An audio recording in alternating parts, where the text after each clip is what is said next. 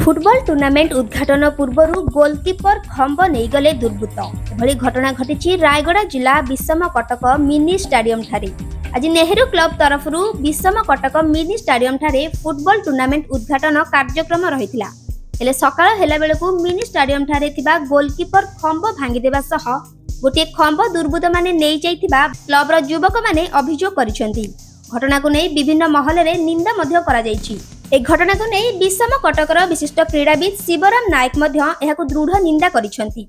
शिवराम नायक विषम Cuttack as a sportsman मु कहूँ एटा हीन मान्यतार गोटे परिचय कहले किसी अत्युक्ति हेनी। कारण गोटे स्पोर्ट्स करुच्ची जेकोसी दल करू जेकोसी क्लब करू जेकोसी साईर भी करंतु गाँव प्रत्येक कर्तव्य रही से सपोर्ट करवा। गोटे टूर्नामेंट होची माने एटा कोठी होची विषम कटक होची। विषम कटक ना यहाँ आसी जो मैंने भी कर काम अति हीन मान्यता बोली कहले मु किसी अत्युक्ति हेनी।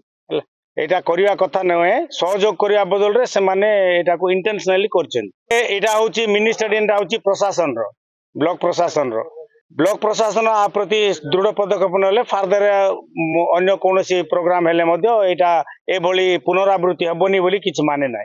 तो समस्त गाँ रो प्रत्येक लोक को निंदा करिया कथा एभली काम ठीक नुहे। एटा बहुत हीन मान्यतार काम एटा हला। विषम कटकरू चंदन कुमार का रिपोर्ट, रियो न्यूज।